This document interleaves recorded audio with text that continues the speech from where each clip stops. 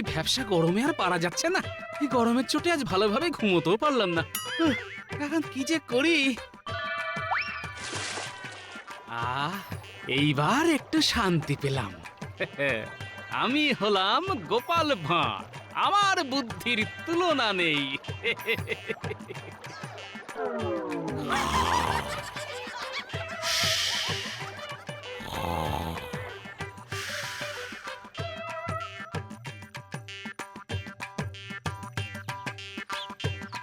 শোনো হে, মূর্তি যেন হুবহু নবাব বাহাদুরের মতন দেখতে হয়।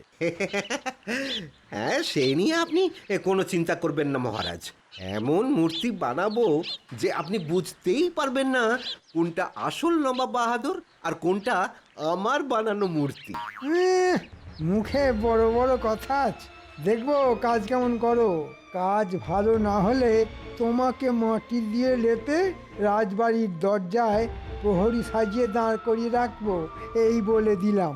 হ্যাঁ, নাও নাও, হাত চালিয়ে কাজ করো দেখি। এবার আসছে রবিবারের মধ্যে মূর্তি বানানোর কাজ কিন্তু শেষ করতে হবে তোমাকে।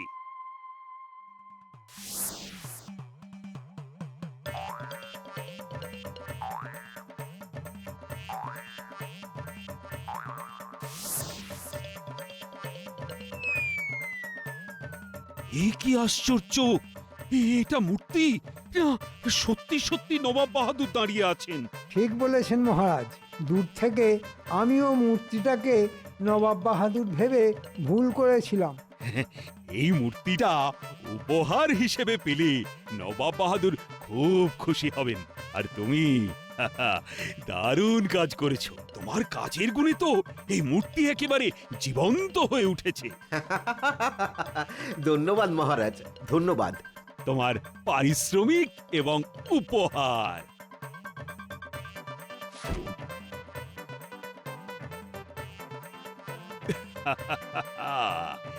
এবার শুধু আগামীকাল নবাব বাহাদুরের কৃষ্ণনগরে আসার অপেক্ষা।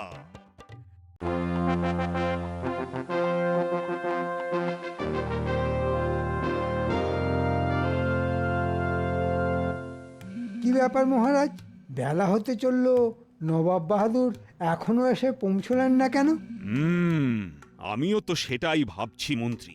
যতক্ষণ না আমি উপহারটা নবাব বাহাদুরকে দেখাতে পারছি, ততক্ষণ যে আমার আর কিছুতেই তর সইছে না। নবাব বাহাদুর যত দেরি করে আসবেন ততই ভালো। এরকম কেন বলছো গোপাল? সোজা হিসেব, যতক্ষণ না নবাব বাহাদুর এসে উপস্থিত হচ্ছেন ততক্ষণ এই রাজসভায় বসে হাওয়া খেতে পারবো। উনি এসে পড়লেই তো সবাইকে রাজবাড়ির বাগানে গিয়ে গরমের মধ্যে ঘামতে হবে। উফ বাবা, গোপালকে নিয়ে যে আর পারা গেল না। একটু হাওয়া খাবে বলে গোপাল আজকাল একেবারে ঠিক সময়ে রাজসভায় চলে আসছে। এই গোপাল, তোমার বাড়িতে পাখা নেই বুঝি? আছে তো, কিন্তু হাওয়া করার লোক নেই। আর আমার আবার নিজের হাত ব্যথা করে হাওয়া খেতে একেবারেই ভালো লাগে না। কি ব্যাপার কৃষ্ণচন্দ্র, রাজসভায় বড্ড হাসাহাসি হচ্ছে দেখছি। এটা রাজসভা না মাছের বাজার জাহাপানা? হ্যাঁ, আসুন আসুন আসুন নবাব বাহাদুর। আর বলবেন না, ওই গোপালের রসিকতা শুনে আমরা একটু হাসাহাসি করছিলাম। আর তাছাড়া হাসি খুশি থাকলে শরীর আর মন দুটোই যে খুব ভালো থাকে। হুম। আর এইবার আমি আপনার মন ভালো করার জন্য একটা সামান্য চেষ্টা করেছি নবাব বাহাদুর। কি চেষ্টা শুনি কৃষ্ণচন্দ্র? আগে সেটা তো এখানে দেখানো যাবে না।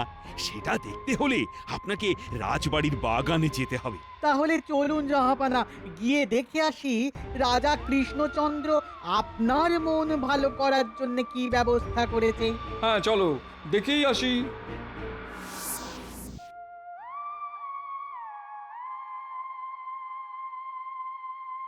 হ্যাঁ, এই যে এটাই হলো আপনার মন ভালো করে দেওয়া সেই জিনিস। কি এটা? সেটা জানতে হলে যে আপনাকে এর আবরণ উন্মোচন করতে হবে নবাব বাহাদুর। হায় আল্লাহ, এই যে আমার যমজ ভাই, নাক চোখ মুখ সবই যে আমার মতোই। তবে কৃষ্ণনগরের মাটি দিয়ে তৈরি নবাব বাহাদুরের খাস মূর্তি একেবারে অবিকল, আপনার মতোই দেখতে। এবার বলুন বলুন নবাব বাহাদুর, আমার উপহার আপনার পছন্দ হয়েছে তো? হয়েছে কৃষ্ণচন্দ্র, হয়েছে। আমি খুব খুশি হয়েছি। হুম, এটা কেমন হলো? মূর্তি উপহার পেয়ে দেখছি নবাব বাহাদুর কৃষ্ণনগর দখল করার কথা ভুলেই গেল। বাহ, অনেক খুঁজেও আমার সঙ্গে এই মূর্তিটার কোনো অমিল খুঁজে পেলাম না। কৃষ্ণচন্দ্র, তোমার উপহার আমার দারুণ পছন্দ হয়েছে। না হলে উপায় নেই নবাব বাহাদুর, কৃষ্ণনগরের মাটির কাজ বিখ্যাত, আর এই মূর্তিটা হলো তার প্রমাণ। উফ, বাবা, এখানে বড্ড গরম। চলুন চলুন নবাব বাহাদুর, আমরা রাজবাড়ির ভেতরে যাই। হ্যাঁ হ্যাঁ, চলো চলো কৃষ্ণচন্দ্র, চলো। হায় হায় হায়, আপনি কি করলেন রাজা কৃষ্ণচন্দ্র? আপনি কি না আমাদের নবাব বাহাদুরের আঙুল ভেঙে দিলেন? এই সত্যি তো, কিভাবে যেন কাপড়টা জড়িয়ে আঙুলটা ভেঙে গেল। আপনি আপনি কোনো চিন্তা করবেন না নবাব বাহাদুর, আমি এক্ষুনি মৃৎশিল্পীকে ডেকে আঙুলটা আবার জুড়ে দেওয়ার ব্যবস্থা করছি।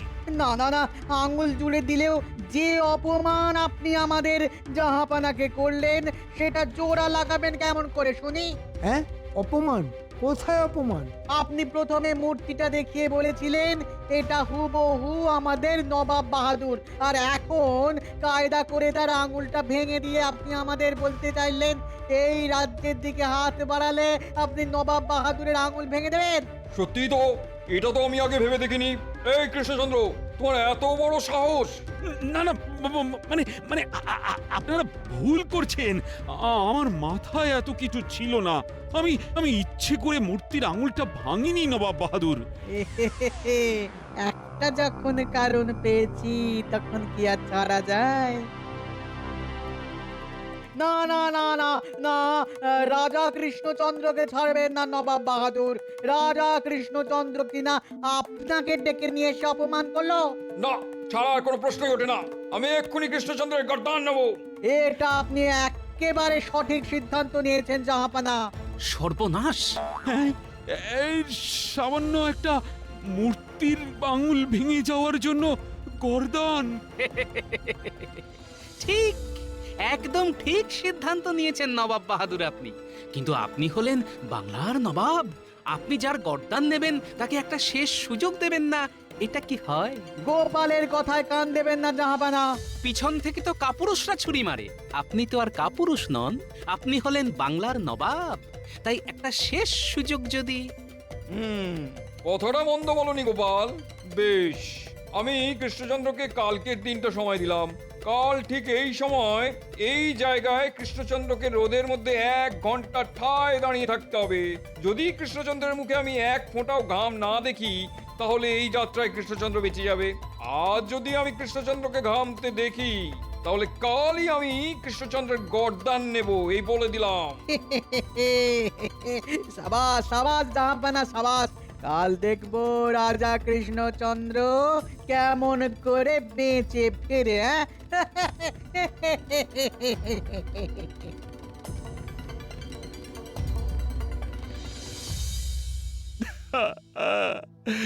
হায় রে হায়, কি মুহূর্তে যে নবাব বাহাদুরকে উপহার দেওয়ার কথা আমার মাথায় এলো।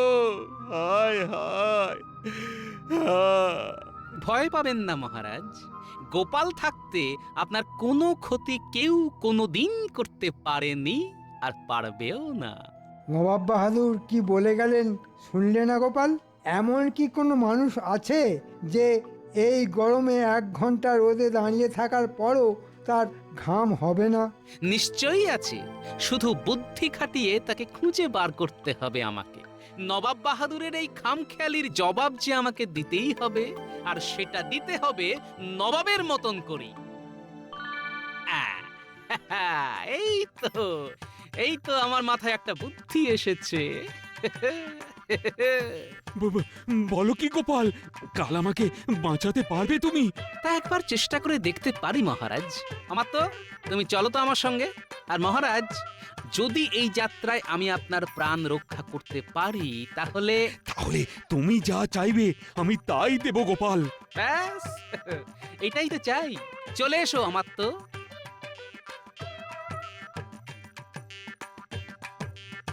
কি মনে হয় গোপাল আমাকে বাঁচাতে পারবে?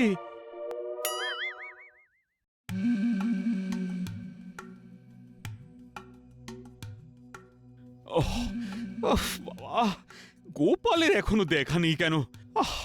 গোপাল গেল কোথায়? পালিয়েছে মহারাজ। আপনাকে বাঁচানোর কোনো রাস্তা দেখতে না পেয়ে গোপাল পালিয়েছে। হ্যাঁ, তার মানে আজই আমার শেষ দিন। গোপাল আসেনি তো, হয়েছে। আমরা তাহলে সবাই মিলে ওই নবাব বাহাদুরকে বোঝানোর চেষ্টা করব। হ্যাঁ মহারাজ, আমরা সবাই আপনার পাশে আছি। কি ব্যাপার কৃষ্ণচন্দ্র, চলো চলো। দাঁড়ানোর নাম শুনেই কৃষ্ণচন্দ্র ঘামতে শুরু করে দিয়েছে। দেখুন দেখুন দেখুন জাহাপানা, দেখুন। হ্যাঁ হ্যাঁ হ্যাঁ, মানে না, মানে চলুন চলুন নবাব বাহাদুর। আমি এসে গেছি। উফ বাবা, বাইরে কি গরম। গোপাল, তুমি তুমি আমি ভেবেছিলাম তুমি আর আসবে না। মহারাজ বিপদে পড়েছে আর গোপাল আসবে না, সেটা কি হয়? চলুন মহারাজ, রাজবাড়ির বাগানে চলুন, বাকি কথা সেখানে গিয়েই হবে।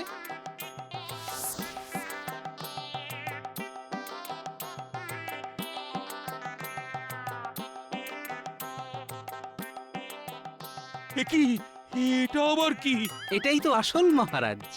এই গোপাল, এসব কি? আগে আপনি বলেছিলেন এই রোদের মধ্যে মহারাজকে 1 ঘন্টা এখানে দাঁড়িয়ে থাকতে হবে, আর যদি মহারাজের মুখে ঘামের বিন্দু দেখা না যায় তাহলে আপনি মহারাজকে ছেড়ে দেবেন। হ্যাঁ বলেছিলাম। তাই তো মহারাজের হয়ে মহারাজের এই মাটির মূর্তিটা এখানে 1 ঘন্টা দাঁড়িয়ে থাকবে। 1 ঘন্টা কেন? রোদের মধ্যে একদিন দাঁড়িয়ে থাকলেও এই মূর্তি ঘামবে না। আমাদের সঙ্গে চালাকি হচ্ছে নাকি? আগে আমার এত বড় সাহস কোথায় যে আমি আপনাদের সঙ্গে চালাকি করব? আপনারা যে পথ দেখিয়েছেন আমি তো সেই পথে হেঁটেই মহারাজকে বাঁচানোর একটা সমাধান বার করেছি মাত্র। বুঝেছি গোপাল, আগে আমি তোমার গর্দান নেবো, তারপর আমি কৃষ্ণচন্দ্রকে দেখছি। হ্যাঁ, সেরকম তো কথা ছিল না। রাজার বদলে মূর্তি রোদে দাঁড়াবে, সেটাও তো কথা ছিল না গোপাল। কেন, এতে ভুলটা কোথায়? নবাব বাহাদুরের মূর্তির আঙুল ভাঙলে যদি নবাব বাহাদুরকে অপমান করা হয় তাহলে মহারাজের মূর্তি কেন মহারাজের হয়ে দাঁড়াতে পারবে না জাহাপনা? এই প্রশ্নের কি উত্তর দেবো? সত্যি তো না মানে হ্যাঁ মানে গোপাল ঠিক বলেছে। হ্যাঁ, গোপাল ঠিকই বলছে। আছে নাকি কোনো উত্তর নবাব বাহাদুর? জাহাপানা, গোপাল তো দেখছি আমাদের জালে আমাদেরই জড়িয়ে দিয়েছে। সব হয়েছে তোমার জন্য উজির। তুমি গোপালের সঙ্গে কোনোদিনই পেরে উঠবে না এটা জেনেও প্রতিবার গোপালের পেছনে লাগতে যাও। কি মানে রাগ করছেন কেন জাহাপানা? দূর, আমি এখানে আর 1 মুহূর্ত থাকবো না, আমি চললাম মুর্শিদাবাদ।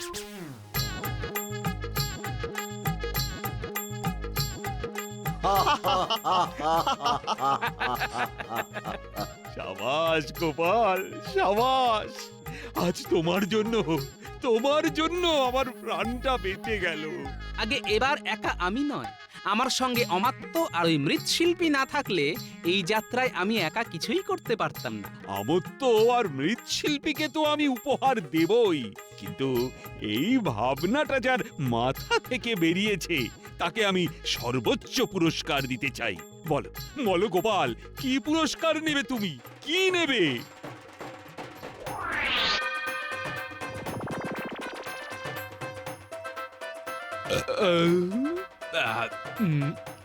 এটাই হলো আমার সর্বোচ্চ পুরস্কার।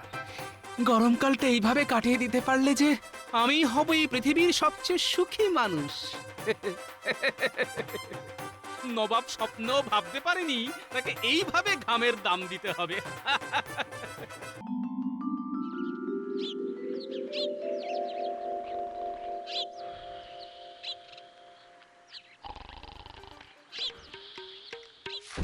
উফ, কি ভ্যাবসা গরম রে বাবা, মনে হচ্ছে জ্বলন্ত উনুনের মধ্যে শুয়ে আছে। দূর দূর, এইভাবে ঘুম হয় নাকি? হ্যাঁ,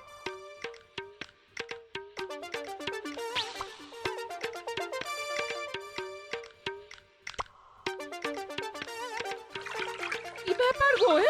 আজ এত সকাল সকাল ঘুম থেকে উঠে পড়লে যে?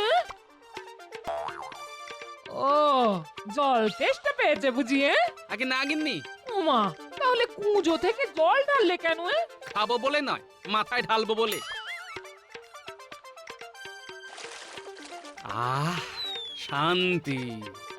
বলি হচ্ছেটা কি? ঠান্ডা করছি গিন্নি, মাথা ঠান্ডা করছি।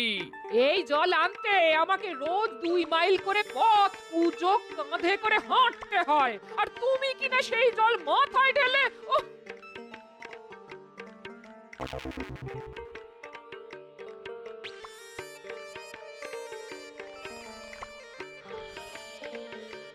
ওহ, আমার হচ্ছে যত জ্বালাতন। দেখো দেখো ঠাকুর, দেখো কেমন মানুষের সঙ্গে আমি সংসার করছি। দেখো নাক ডাকিয়ে ঘুমাচ্ছে। ওহ, যত সব।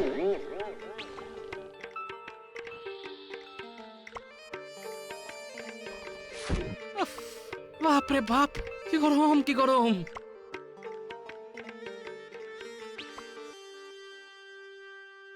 জয় মহারাজ কৃষ্ণচন্দ্রের জয়। জয় মহারাজ কৃষ্ণচন্দ্রের জয়। এ কি, আজও গোপালের দেরি? হ্যাঁ, আমি আমি এসে গেছি মহারাজ, আমি এসে গেছি। কি ব্যাপার গোপাল, আজ রাজসভা শুরু হওয়ার আগেই তুমি রাজসভায় পৌঁছে গেলে? হ্যাঁ, আজ বুঝি কোনো বিশেষ দিন? বিশেষ দিনই বটে। আজ বাইরে যা ভ্যাপসা গরম, এই গরমে বাড়িতে বসে বসে ঘামতে থাকার কোনো মানেই হয় না। তাই রাজসভায় চলে এলাম। এখানে তাও বাতাস করার লোক আছে, ঘাম একটু কম হবে।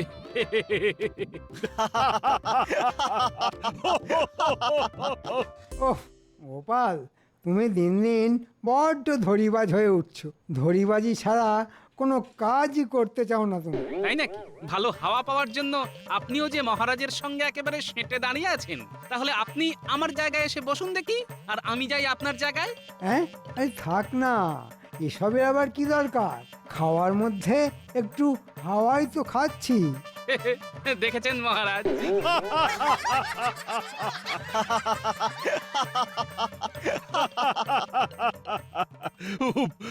বাবা গোপাল, তুমি পারো বটে। যাই হোক যাই হোক, এবার কাজের কথায় আসি। বেশ কয়েকদিন ধরে একটা বিষয় আমি খুবই চিন্তিত। কি হয়েছে মহারাজ? শত্রুরা বুঝি কৃষ্ণনগর আক্রমণ করতে চলেছে? নাকি আপনার শরীর ওই দিন দিন দুর্বল হয়ে পড়ছে মহারাজ? না না, দুটোর একটাও নয়, চিন্তা অন্য বিষয়ে। এবার একটু ঝেড়ে কাশুন তো মহারাজ, কি হয়েছে না বললে চিন্তার সমাধান বেরোবে কেমন করে? হ্যাঁ, তাও ঠিক। আসলে হয়েছে কি, আগামী রবিবার নবাব বাহাদুর আসছেন কৃষ্ণনগর ভ্রমণে। আর তোমরা তো সবাই জানো নবাব বাহাদুর কেমন খামখেয়ালি মানুষ। তাই আমি ঠিক করেছি, নবাব বাহাদুর কৃষ্ণনগর আসার সঙ্গে সঙ্গে আমি তাকে একটা উপহার দেব। বাহ বাহ, উপহার পেলেই নবাব বাহাদুরের মন ভালো হয়ে যাবে, আর তখন নবাব বাহাদুর আর আপনার পিছনে লাগতে আসবে না। নবাব বাহাদুরকে ঠান্ডা করার দারুণ উপায় খুঁজে বার করেছেন মহারাজ। কিন্তু এখানে একটা সমস্যা আছে মন্ত্রী। আবার কিসের সমস্যা মহারাজ? কিছুতেই ঠিক করে উঠতে পারছি না নবাব বাহাদুরকে কি উপহার দেব। যা গরম পড়েছে, নবাব বাহাদুরকে এক পাত্র ঠান্ডা জল আর একটা তালপাতার পাকা দিন মহারাজ। জল খেয়ে নবাব বাহাদুরের পেট, আর হাওয়া খেয়ে নবাব বাহাদুরের মাথা, দুই ঠান্ডা থাকবে। তা অবশ্য মন্দ বলনি গোপাল, তবে এরকম উপহার পেলে নবাব একেবারে তেলে বেগুনে জ্বলে উঠবে। তখন সামলাবে কে শুনি? মহারাজ, আমার মাথায় একটা বুদ্ধি এসেছে। মানে আমি একজন মৃৎশিল্পীকে চিনি যে হুবহু মানুষের মতন দেখতে মাটির পুতুল বানাতে পারে। তাকে দিয়ে যদি নবাব বাহাদুরের একটা মূর্তি বানিয়ে নবাব বাহাদুরকে সেটা উপহার স্বরূপ দেওয়া যায়, তাহলে কিন্তু নবাব বাহাদুর খুব খুশি হবেন। হ্যাঁ, বাহ বাহ বাহ, আমাদের কৃষ্ণনগর তো মাটির পুতুলের জন্য বিখ্যাত, সারা দেশ জুড়ে তার সুনাম। এরকম একটা উপহার নবাব বাহাদুরকে দিতে পারলে নবাব বাহাদুরও খুশি হবেন, আর আমাদের শিল্পেরও সঠিক ব্যবহার হবে। কি বাকিদের কি মতামত শুনি? আমরাও একমত মহারাজ। আমরাও একমত। বেশ বেশ আমত্ত, তুমি আজই সেই মৃৎশিল্পীকে এই রাজবাড়িতে ডেকে নিয়ে এসো। রাজবাড়ির বাগানে নবাবের মূর্তি বানানোর কাজ হবে। হ্যাঁ, আর হাতে আর মোটে 4 দিন সময়। আজকের মতো তাহলে রাজসভা এখানেই শেষ। হ্যাঁ, দাঁড়ান দাঁড়ান মহারাজ।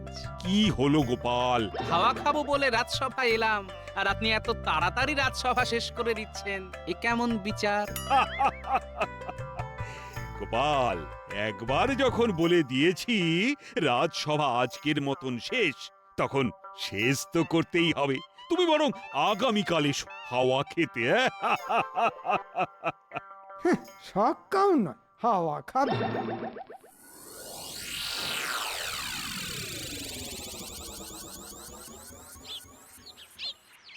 এই যে ভাই, শুনছো?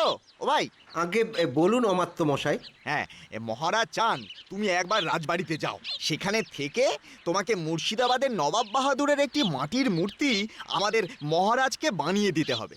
মহারাজ যখন ডেকেছেন তখন না বলি কেমন করে? চলুন চলুন অমাত্য মশাই।